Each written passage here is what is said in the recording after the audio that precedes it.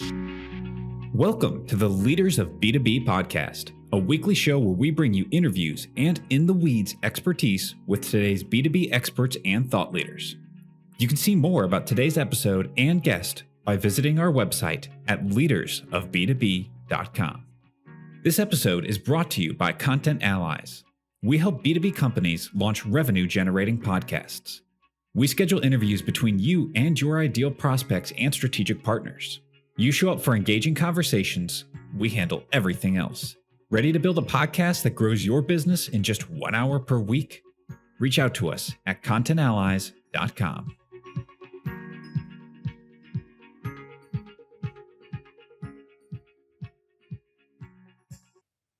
Hey leaders, welcome back. This is Ledge. Today, I'm excited to have a real MVP. We'll tell you all about that. Steve Mordue calling in from Brazil. Steve, welcome. I'd love it. You'd give an intro. Anybody that Googled Steve, you're going to know all things about his outstanding footprint. But Steve, what are your favorite things? What are you working on? What's important right now? Right now, I'd say I'm working on trying to slow down. I've been going so fast for so long, and I think maybe moving to Brazil has been part of that because things are a little slower here and a little more laid back, and it's not as easy to travel from here to places. So I don't find myself traveling as much. So really, right now, my focus is on continuing what I'm doing, but letting the team kind of. I'm becoming a better delegator than I have been in the past. And what's your key area of work? Because when I look at it, like you have a whole portfolio of activities, which I think is, sort of endemic to the entrepreneurial mind. So, that doesn't surprise me. A lot of people like talk to her in that space. What's the connective tissue there? You have Forceworks Global and you're CEO of that. And there's a lot of other things going on too. So what's the picture of your activities? Describe the arena. Yeah, Forceworks Global is a company that was originally a Salesforce.com consulting company. That's how we kind of got the name Forceworks. It was a play on words. We moved over to Microsoft when they first launched their CRM product, Dynamics, online. It had been on premise before, but when they launched it as an online product, we got interested and came over and joined Microsoft ecosystem back then. So we primarily are working with businesses that are using CRM systems for tracking sales, tracking service, other sorts of things that they're doing with Microsoft products. We saw a few opportunities in our journey to create some IP, create some apps. Some of these applications that come from Microsoft are, they're really kind of targeting large customers. So they tend to be a little complicated. And there's a large segment of the market that is not large and is looking for things that are a little easier to use. So we saw an opportunity to make some simpler to use versions of their great big apps. And that's under a brand we call RapidStart, which is another property that we have. So really 2 parts of our business today is the RapidStart apps, which we sell at a fairly low cost. The real goal of our business is providing services to customers, helping them take either our app or Microsoft's app and do more with it, get more value out of it. So that's kind of what I'm focused on today. We've got a team of about 30 of us spread all over the world. One of the things I definitely love about being in the cloud business, it allowed me to just pick up and move to Brazil and not miss a beat because, as long as you got internet, you can work from anywhere in this kind of business. I feel for people that have to actually go to an office to do a job. And I feel very fortunate to be, one of those that's in a space where I can do it from anywhere. Right. Well, things have taken a little bit of a shift that direction. And there's the deep pull of some people and individuals and companies to let's all get back together in, this really expensive commercial real estate, I guess. And I'm more like you, I'll have the virtual version of the office, behind me on Zoom and I'm good to go. So I feel that. I've been virtual now for quite a while. I had an office in downtown Tampa where I spent, most of my life and career. And, had a bunch of people in this office. I don't know, it's 5,000 square feet of space we were running in this office building. And I came in one day and it just struck me as I was standing at the door looking in one of the rooms. I had two people sitting in adjacent cubicles talking to each other on Skype. I mean, they're literally 3 feet apart, separated by a wall, a little carpeted wall, and they're talking to each other on Skype. And it just it occurred to me right at that moment that they could be doing that from home. There isn't any reason for them to have to come in here and sit in this cubicle. So Right. I called a team meeting, got everybody together, and I said, listen, anybody who would prefer to work from home, and this was early days, this is probably 10, 12, 13 years ago. I said, anybody that prefer to work from home and just do Skype, you're welcome to, no problem. And then I adjourned the meeting. I came in the next morning and no one was there. Everybody took me up on the offer and all started working from home. And I remember sitting there in this great big empty office space by myself. I had another 8 months on the lease term.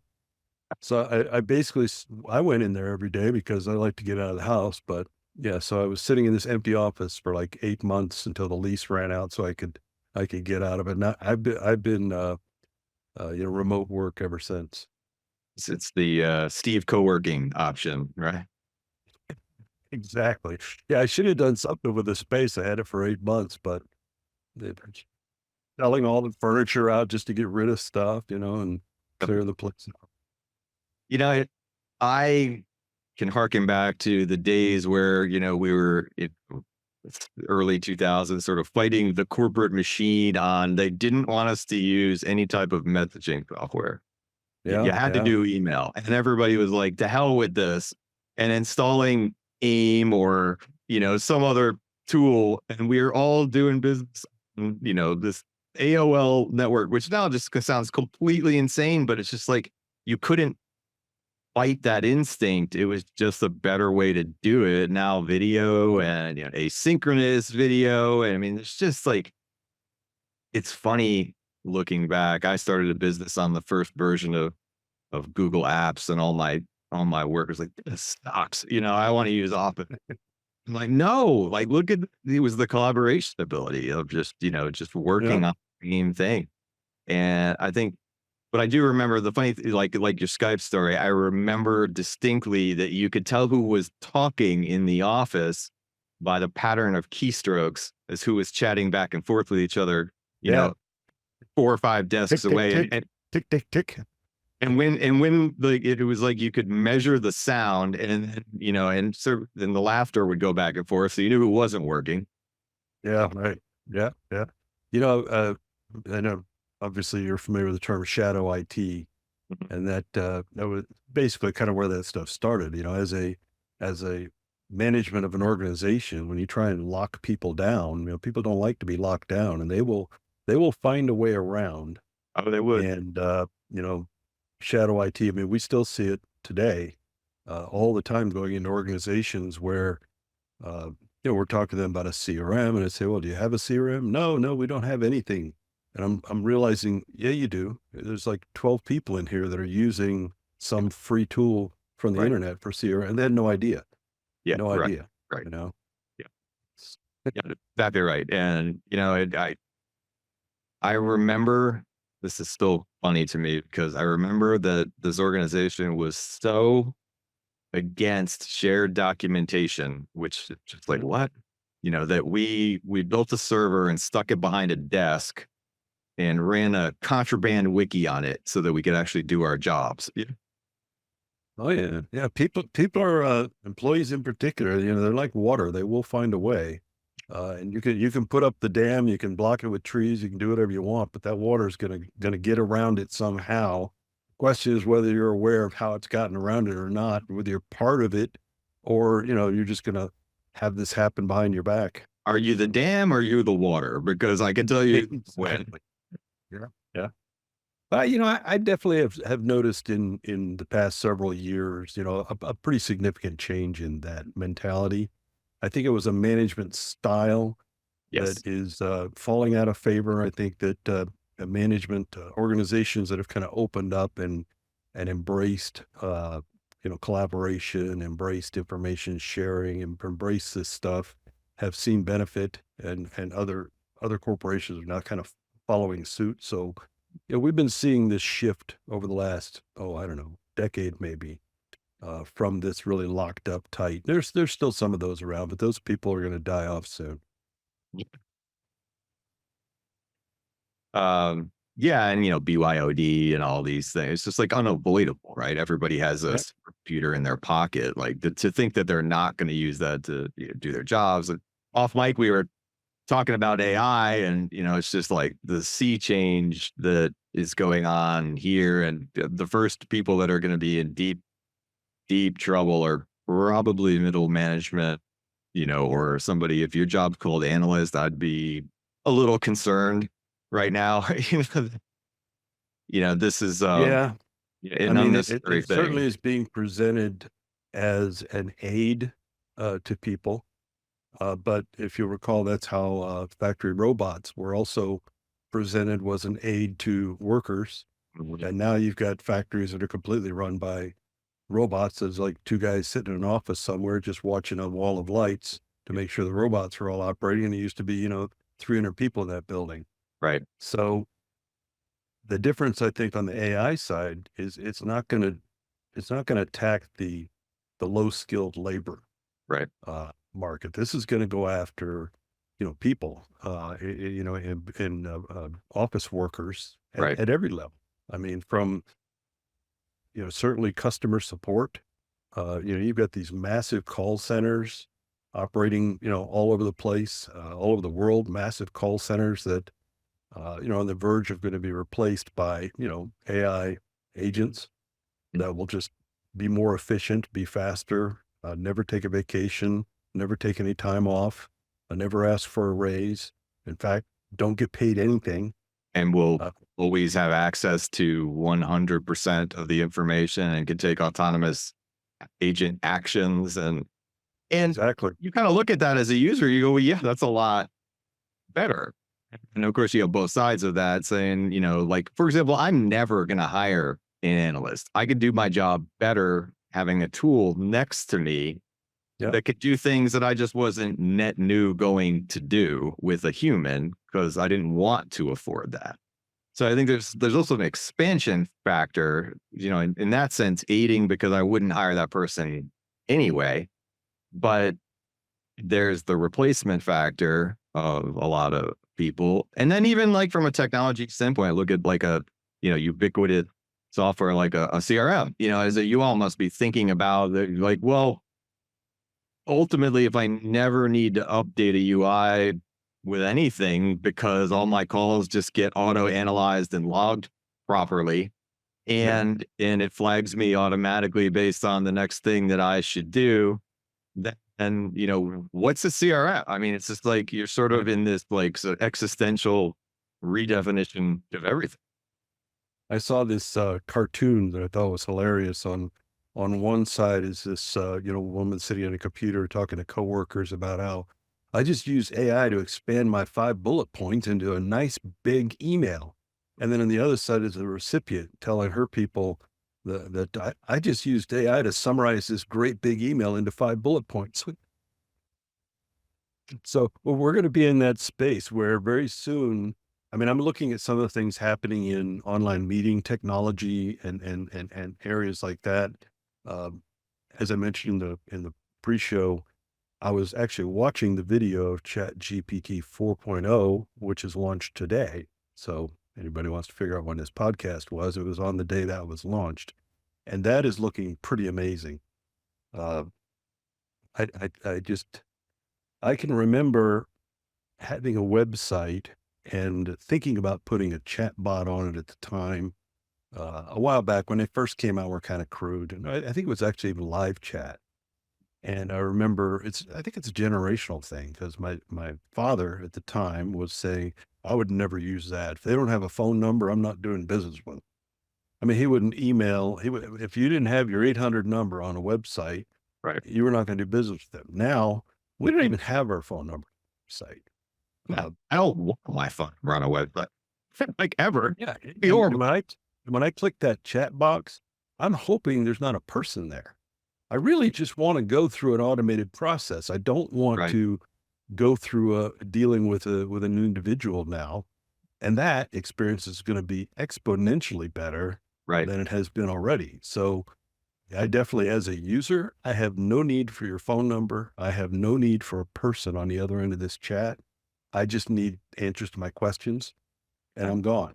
So how do All you of my grok that I mean, you run a B2B consulting company. It's sure there's technology and I mean, but ultimately, what's a consultant if not access to information and formats and sort of templates and kind of where does that go? yeah, I'm hoping I retire before it hits us. That's kind of, I mean, it's coming to everybody, right? I mean, we've got, we've got unique knowledge today, but Right. it's not knowledge that isn't out there and couldn't be consumed by a big, large language model trained on all of the Microsoft stuff that we've learned and know, and all the partner blogs about everything out there. And, there certainly will come a day, and I'm sure Microsoft can hardly wait for that to come, where, you're just going to log into a Copilot and say, hey, I think I want a CRM system. Can you build it for me? And I want it to do this and that and the other. And it will just build it for you. And guys like me will have nothing to do. Um, I think the other thing we're going to see from AI, which may come even sooner than that, is a completely different form factor of what we're used to. Right now, when you look at a CRM system or lots of systems out there, they're essentially forms over data, right? You're logging into a website, you're clicking on something and it's popping up a form of information. You can add to it. You can create a new one. You're really just looking at forms of information. And that's been the model forever, Mhm. basically, ever since software came out for any sort of business application, ERP, CRM, any of those sorts of things. But what we haven't, and what we're seeing now, the first wave of AI is bolted onto the side of that form is this AI. And that's cool. It can look at the form and it can help me fill out the form but the next stage of this will be that there is no form. I don't need a form anymore. I'm going to log in and it's just going to be my AI What? business application. I'm Right. going to Cool. tell them, who do If I it's need to call OpenAI, it's going to be a today? big black dot, and you just talk to it. Exactly. I mean, it's going to be, we're moving towards a AI first development.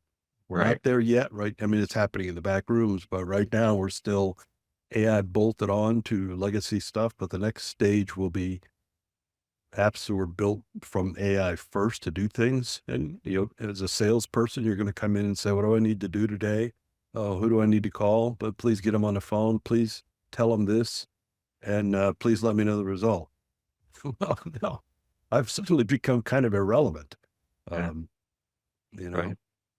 So, I mean, you talk about being, later in your career and maybe you'll be out there, which means that you've got an accumulation of having watched sea changes over the course of 30 years, right? And like, does anything strike you from that collection of activities like the change that we're seeing now? well, I would love to say it was only 30 years, but it's been longer than that. I've never been employed by anyone.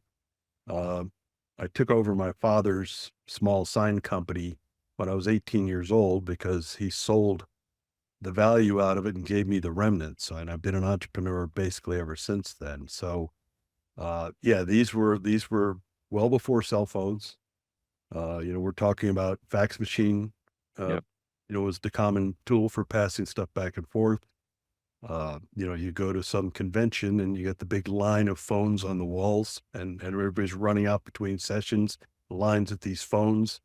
So there's been some pretty big changes. Obviously, internet was another one. I mean, before the internet, I mean, Yeah. we just did, I can't even remember how the hell we did business before the internet. You were on the phone calling someone up to try and get a meeting. You had to go to their office to meet with them to have them tell you no. I mean, everything was just so much more work in hindsight, though it didn't feel like it at the time. but I think the internet was the first big change to hit business, and mobile phones was the second. And I'm going to have to put this up there as at that kind of caliber, what's happening with AI and what's going to happen with AI. I think it's in that same category of internet and mobile phones.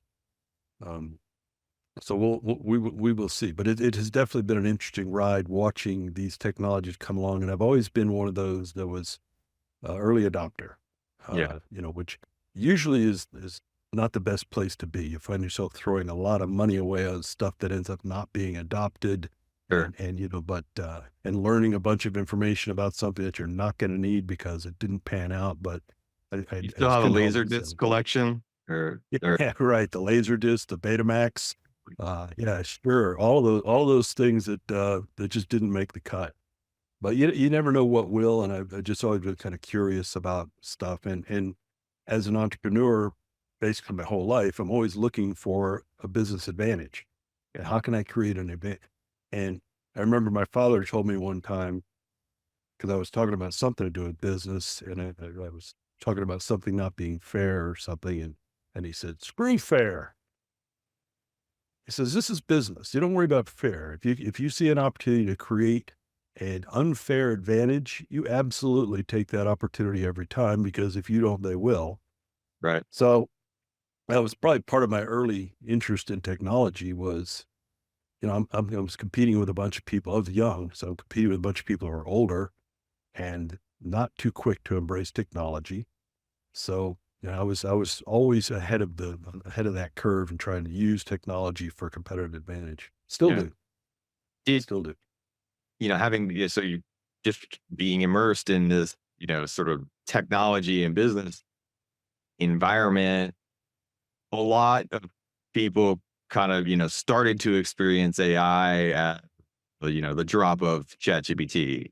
Where was it before that for folks like you kind of in the trenches and taking advantage earlier? What was that collection of years before that?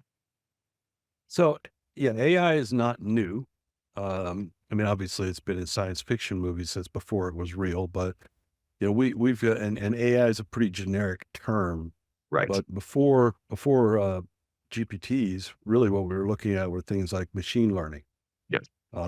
which was a pretty big thing at Microsoft in particular, long before all this stuff came out. And this is the idea of taking a bunch of data that you've got, or a continuous stream of data that you've got, and applying algorithms to it, almost mathematical algorithms to determine probabilities. Right. So it was a very mathematical thing, but at the end of the day, it could give you, some insights, which is an overused term, about what's going on based on a bunch of math. And this was really this idea, I think, at the core of what was machine learning. Yeah. The large language model was a completely different fork. It's a completely different direction than machine learning. I do recall before that talking to lots of customers about AI, and we were talking about machine learning at the time, and showing them a demo of look at all this great information we've gotten about this pile of data that you wouldn't have been able to figure out any other way, but through this automated process, and them all being really amazed at that, but having no idea where to start or how to get it or how to make it work. It was too abstract. They saw the result, but they couldn't figure, it's like looking at a Rembrandt or something. You can appreciate the painting, but you have no clue how to do it or how to even start. So they would not do anything. And I think what Chat GPT did was it made it all instantly accessible. Yeah.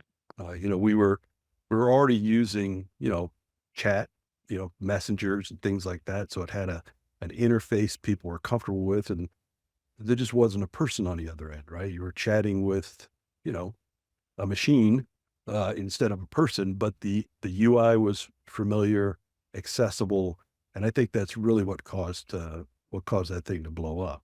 So Okay. it's on now, and now it's on everybody's radar because it's accessible. Every company wants it. They don't even know what it is or how it works or how it's going to help them. They just want it. Um, so, it's been a fun little ride. Yeah. Yeah. I came into tech, around where people started talking about big data. And Mm. then, from the big data, well, cool. We became really awesome at putting all the information somewhere. We just couldn't get it out and do anything with it. Yep. And I believe that became the seed for, well, let's try to learn things from endless petabytes of data that we're collecting. And then, oh, it turns out it's not enough to learn things. We need to be able to interact with, Talk to it. talk to it, right? And, ask dumb human questions so the robot can laugh at us and give us instantaneous access to, our quote unquote original combination of thought, which I think is tremendous. And the interesting thing, and tell me if this is true, but so you talk about the internet revolutionizing business and mobile, devices, so cell phone type of stuff. But did any of that have anywhere near the same launch curve? It seemed like it took. I remember getting my first, BlackBerry, and then sort of smartphone, and it kind of, that's 5, 6, 7 years before that became a critical business tool. Is this faster? Is the It, pace so much more? I think it will be, and part of the reason is our cost. I mean, when mobile phones first came out, I remember buying a Motorola mobile phone, and I got a contract where I paid by the minute for talking. There was no unlimited; you paid by the minute. And as a business person, I was trying to control my talking, but it was still $2,500 a month. We're talking what 20 years ago, it was $2,500 a month cell phone bill. So that will slow down adoption of anything. Sure. When competition came to that space, and obviously now with everybody on unlimited data plans and all that sort of stuff, of course that shot up pretty quick. But it was a slow start because of cost. Internet was the same thing. I remember when internet came out, going to the library to do a little business research, and I would log into CompuServe at the time, and you paid for that by the minute as well. So you would before you even went to the library, you would go ahead and draft out your entire query of what you were going to ask. How give me a list of these companies and this or whatever it was. Right. To go Something, as fast as you could. Yeah. Right. and you go sit at the library and you punch that in, and it would go tick tick tick tick tick, and it'd spit out a result, and you turn it off, because that right there just cost you like $150, for a minute of internet time running to generate. So that was another thing that kept that one slow. AI doesn't seem to have that problem. It's I mean, GPT 4.0 is free. I mean, you can get some of these things are absolutely free to get access to. That's Right. going to make a huge difference in the adoption curve. Um, Microsoft's got several versions in their house that are, some are paid. But one of the things they're trying to do to differentiate and justify the cost is you don't want your data out there in the world being used by some competitor or some other business who's, using some GPT. As see, you want to keep your data out of that. And Microsoft's in kind of a unique position because they've already got this fence around this data.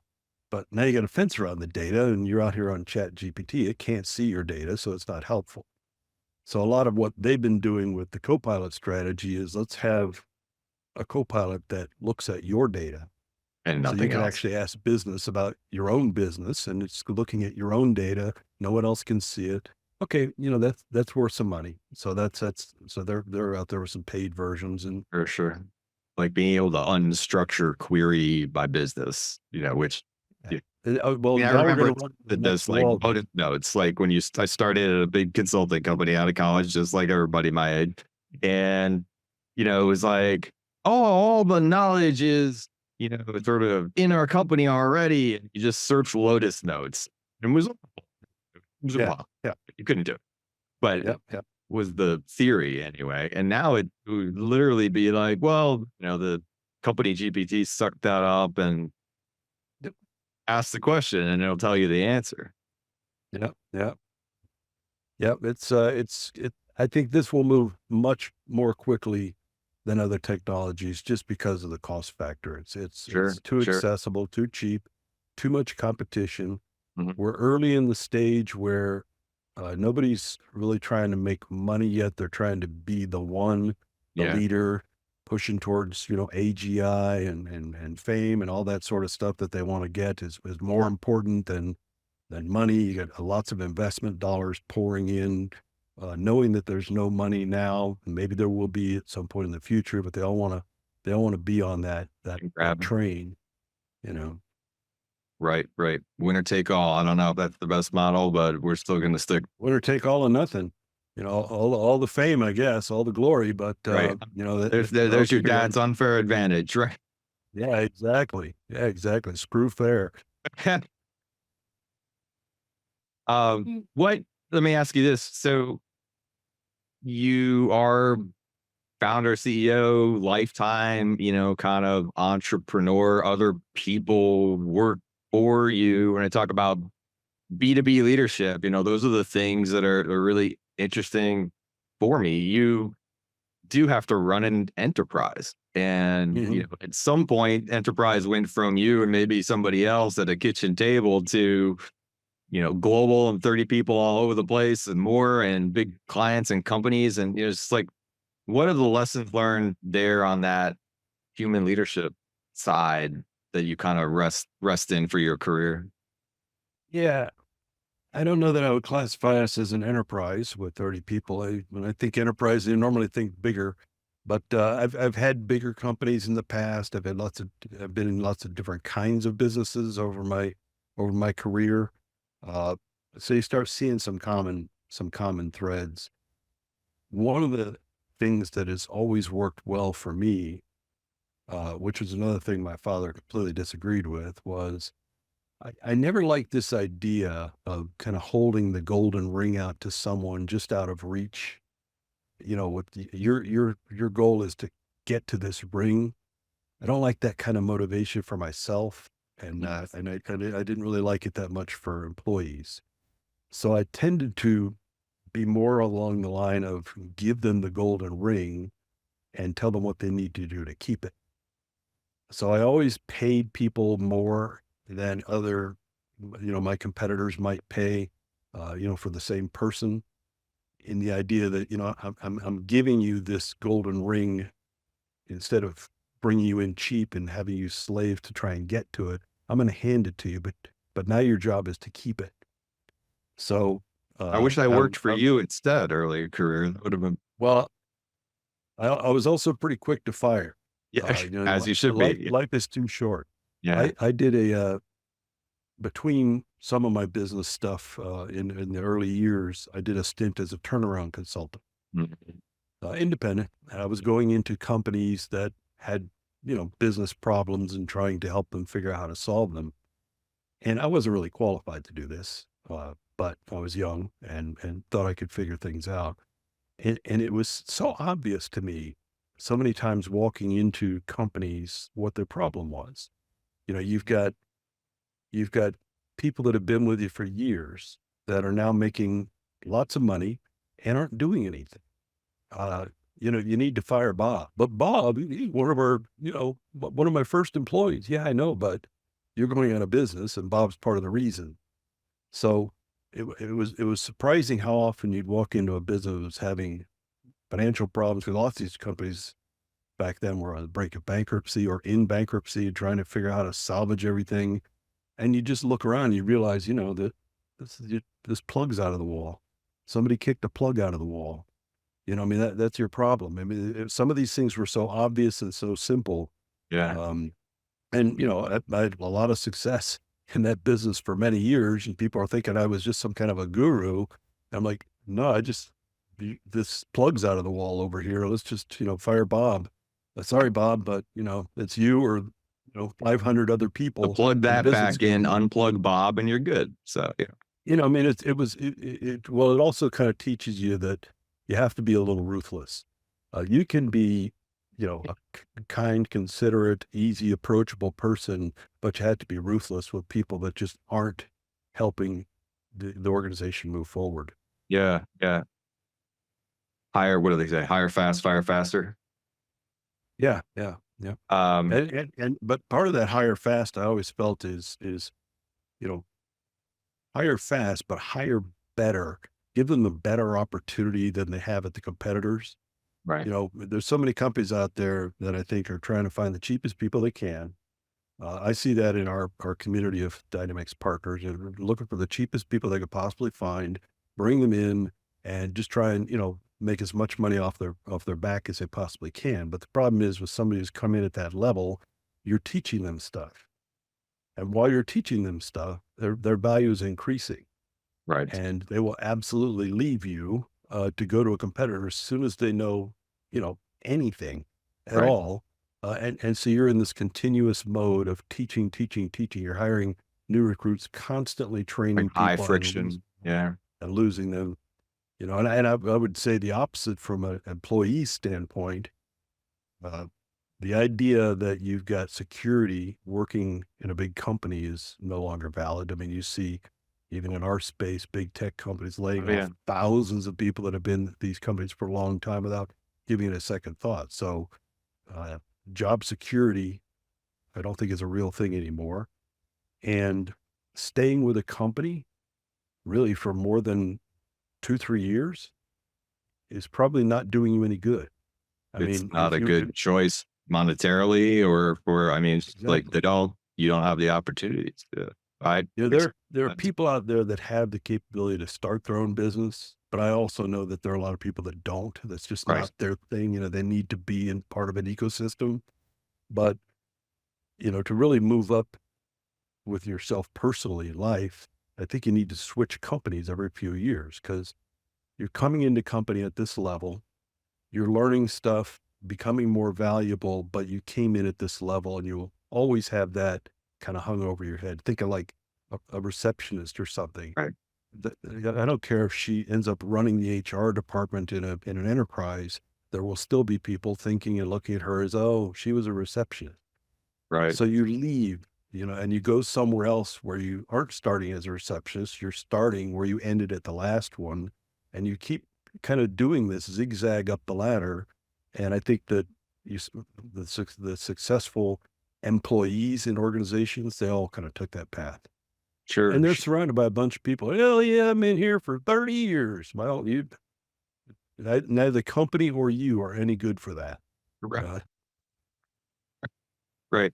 I want to go back to something you said because it kind of dovetails to this thinking that I've been doing recently. You talked about the consulting thing, and I get that vibe. Like I've had that where you walk in and you're like, this is so brain dead. Why can mhm. you not see this? And also I've started to challenge myself on, it's like, what is the unique value or spin around that from my perspective is that I take that for granted. And let me start making a list of the things that I think are brain dead simple that I take for granted because that's probably the value that I could charge the most money for. And I Yeah. don't know if that ever like occurred to you, but I started changing that mental model to that's so dumb that are like, actually, no, that's my unique genius. And does Yeah. that, Yeah. Yeah, I mean, I think that particularly when I was younger, I think I was probably 30 years old before I realized that I wasn't actually the smartest person in every room that I entered. you beat me? Because I think I made it to 40. Yeah. yes, yeah, because up until that time, you just feel like there's nobody smarter than you, and I guess it's just self awareness.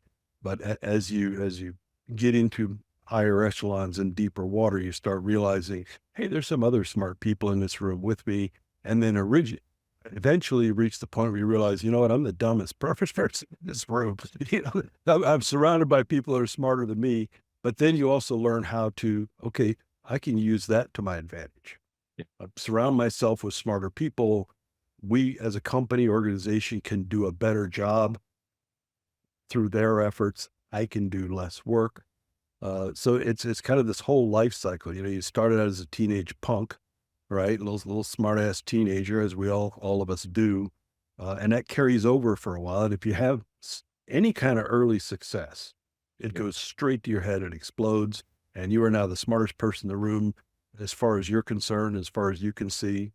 And then as the years go on, I wish I was as smart as I was when I was 25. You know? Yeah, right, right.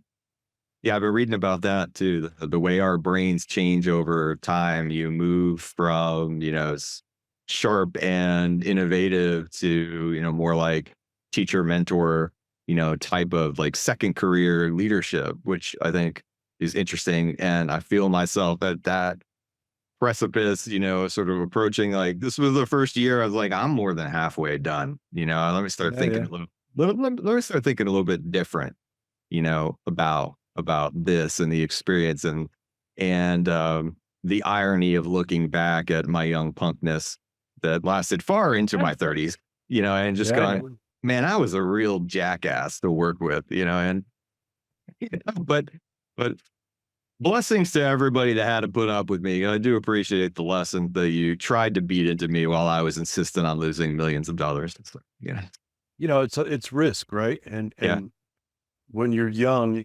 you can bet the farm, because if you lose it, you can go make another farm and bet that one and bet that one and bet that one. But as you get older, you start looking at that farm and you say, I think I'm going to hang on to this one. I don't think I'm going to bet this one. So you do become a little less risk tolerant. As you said, crossing that halfway point is probably about when you start becoming a little less risk tolerant. But oh yeah, in my 20s, I bet the farm over and over and over again. And right, sometimes I right, lost and sometimes I won, but I wasn't afraid to bet it. yeah, I had right, a wife and two kids at home at the time. He's still out there betting the farm. yeah. If she had any idea, she probably would have divorced me much sooner. Yeah. Well, those who aren't watching the video version, even I share the same haircut, and I'm guessing he earned it the same way I did. So, fantastic. Talk about, maybe the second to last question. I'm always interested in entrepreneur parents, because I am one, and, Yeah. just like, how does that fit into when you think back? It's like, those are like, if I think now of anything, it's like I work and I father.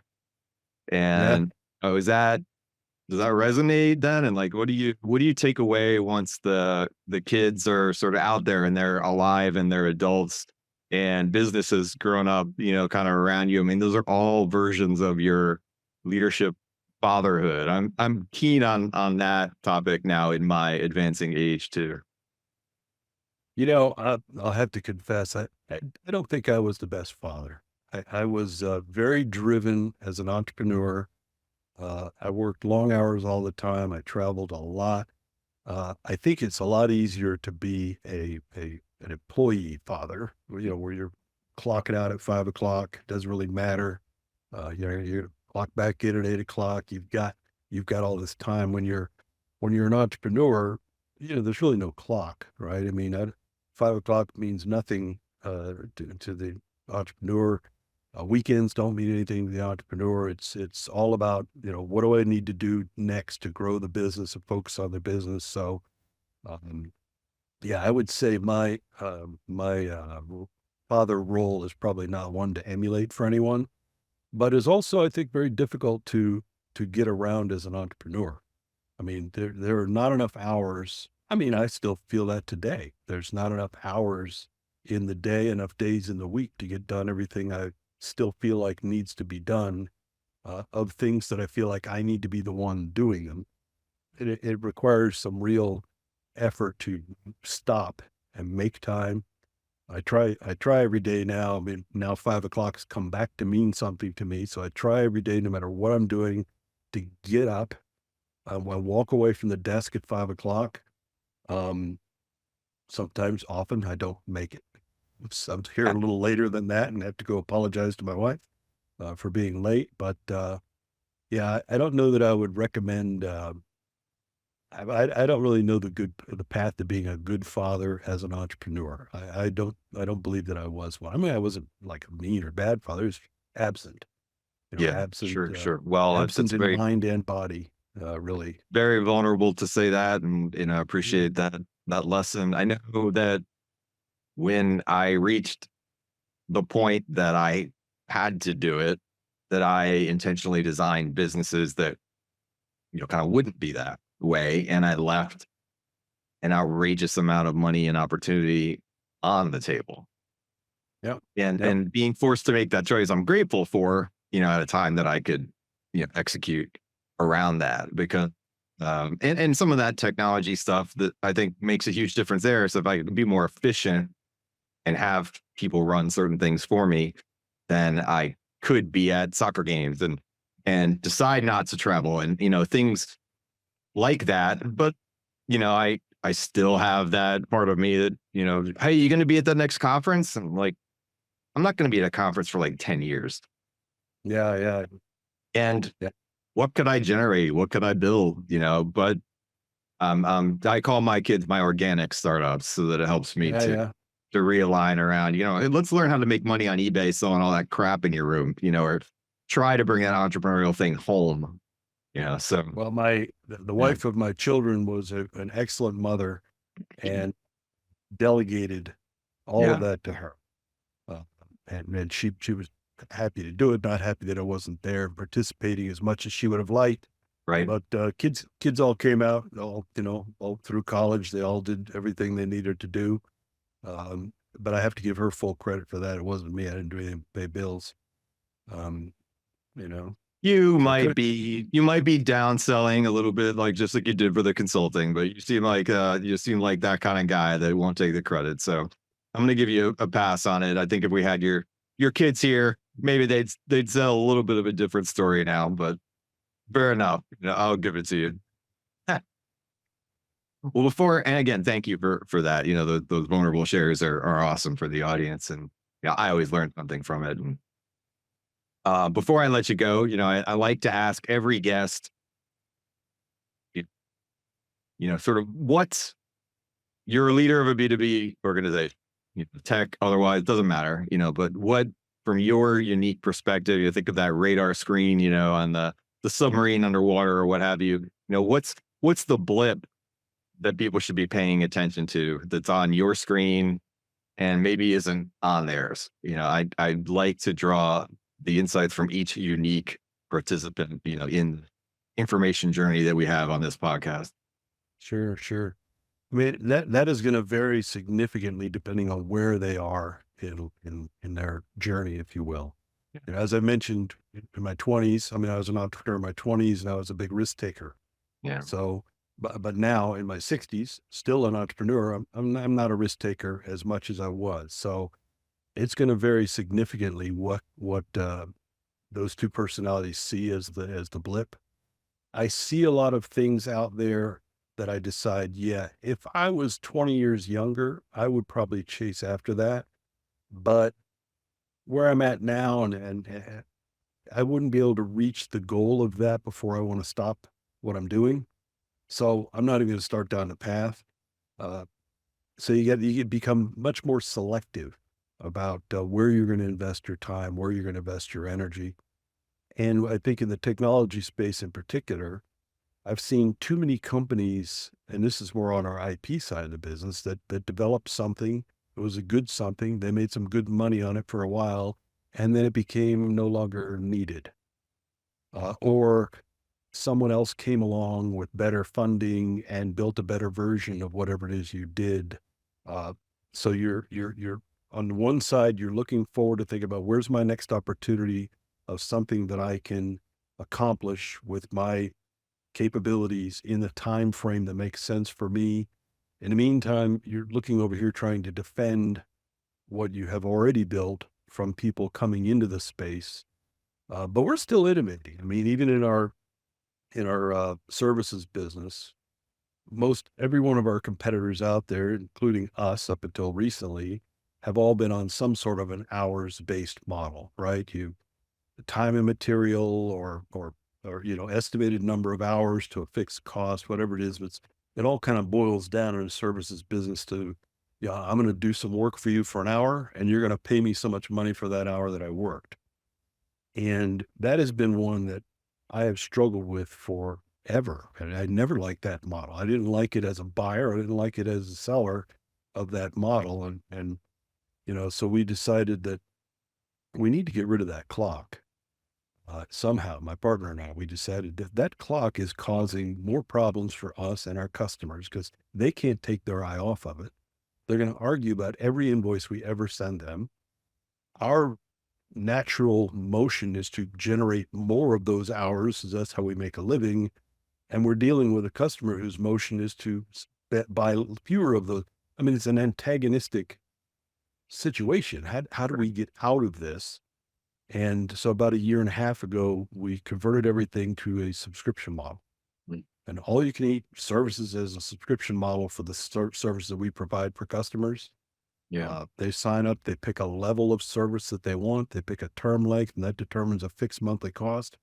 And then it's on the shelf. It went to accounting. They're just going to pay this fixed fee every month. And there's no clock anymore. Mm. The clock is gone. There's not even any scope. I mean, typical in our industry, it starts with a, big, huge list of all these detailed requirements. Well, that's because somebody needs to estimate how many hours it's going to take to perform all those requirements to give them a cost. So that's all blown up now. We're starting with customers with no scope, no clock, and it probably is the smartest business move I've made. We're making more money. Customers are all, frankly, spending less money, and they're all very happy, and we're very happy. And it's one of those things, when you look back and you regret things over the course of your business career. I regret not doing this much sooner than we did. But the blocker was very, it's like built into us. Yeah, I agree. It's like, it's almost like the perception of risk for everyone and having to collectively get over that. And you talk about, like, any consultant trainer will tell you, well, you got to go value based, and, there's all these things, but we're just like, what we really are all looking for is, look, I want to pay the rent and you want to get stuff done. And can we just agree that let's take a leap together? Like, we might throw down for you sometimes. You might not get a great month other times, but it all is going to even out. But I think that comes from, like, a trust in your track. You can't pull that off if you're And every vendor and customers differ, right? I mean, right. you've got customers out there who are hell bent on getting the best possible, Right. most value for the least money. They don't even care if they put you out of business. They could care less. They're on that mission, and that's not a customer that anybody wants, but they're still out there. Mhm. And I think that it may be the nature of the kind of a customer who's willing to, like you said, kind of take that leap and say, okay, I'll sign up and pay you a fixed fee every month Yeah. and see what happens. If they have that kind of mentality, then they're more apt to be happy with what's going on than if Yes. they came in the door saying, well, how do I know if I'm going to get, $10,000 worth Right. of work for You don't. $5,000 a month? So ship your work to somebody else. Yeah. And but I think, exactly. what's really beautiful from the selling standpoint is it comes from a place of confidence. Yeah. And if you aren't confident in this, then neither are we. And Yeah, exactly. Because go to somebody else, because I have track record and I can prove it. And it's like, it forces you only to do business with the right clients, which is terrifying. well, even more so in that you can cancel anytime, Right. Yeah. right? I mean, it's a subscription. You can cancel anytime. If you hire me on a hour-based model in the old model, we've got a contract Yes. that we've gone through. Lawyers have looked at. Everybody's agreed on his contract that I'm going to do this list of stuff, and you're going to pay me this much money on this schedule. We've got a contract. You can't just get out of it because, I'm going to do Really. something else. No, we've got a contract here. You can't do something else. And there will be changes. There will always be changes in an agreement like that. It's too vague to start with. They think it's detailed, but it's really vague, and there's lots of fluffiness in there. And then they're going to make realization new technology is going to pop up in the middle of a project to cause them to want to change direction entirely. Okay, well, now my contract says that that's a change order. Yes. And I've got to give you a price for that. And you really don't have much of an option, customer, to accept whatever price I give you because we have a contract. So this is a very safe relationship for a partner. And there's very little risk, with a partner there. I've got a contract. the customer's taking all that risk. But when you move over to a model where maybe I'm taking more of the risk, but there's a shared risk in a model like this, it definitely changes It's a trust-based orientation, which, only comes from your confidence to sell based on your track record. Well, that's it. That's how any kind of subscription survives, whether it's a product subscription or a services subscription, is the customer can always cancel. They're making a decision every month that they want to continue working with you or not, and they have that option every month. It's Yep. not like a contract they signed up for a 2-year deployment and they're stuck with you. They make a decision every month. They look at that bill that comes in and hits their credit card or, accounting department. They go, yeah, okay, I saw enough value. Let's keep going. So you Yes. have to have the confidence that they're going to see that. Yes. And we probably end up over delivering because every single one of our customers renewed. So that probably tells me, okay, maybe we're doing more than we should be doing. We're but underbilling. We're still doing fine. So no reason not to. But Right. I think that's the other thing is over delivering, which I think we did because we wanted to make sure that this model would work and make sure they would renew. Well, incentives are aligned there, and Yeah. of course there are times where you get into those arrangements, like there's no automatic increase over the course of a year, or, inflation's a bitch, or, whatever. Like, there are smart contract ways to manage those long-term relationships. I'd always encourage people to look at and design that way. What if this does last 5 years? What will I have wished for at that point? And there are smart ways to handle that, like a regular increase that happens every year. It's 5%, accounts for average inflation, what have you. Like there's I got to pay my people more, all these things. So there are mistakes you can make setting out to do that right thing. But Yeah, I would say for anybody lists listening that's interested, we did write a white paper on, the services as a subscription model and how it compares to hourly and kind of how to make a transition. They could get that at forceworks.com. It's a Great. free white paper. It's 34 pages of basically what we learned going through the process, because nobody else had been doing it in our space before us. So we didn't really have anything to copy. Yeah. We kind of had to make it up on the fly. And so that kind of summarizes what we've learned. So anybody wanting to make a transition, have at it. It's fantastic. Well, thank you. Highly recommend it. Appreciate that. Yeah, absolutely. Forceworks.com. Go get that white paper, everybody. That's a good learning experience. I like that. Steve, I love the stories. I love insights. Thank you so much for coming on and spending some time with us. Happy to be here. I'm happy to do it again in the future sometime. Appreciate you.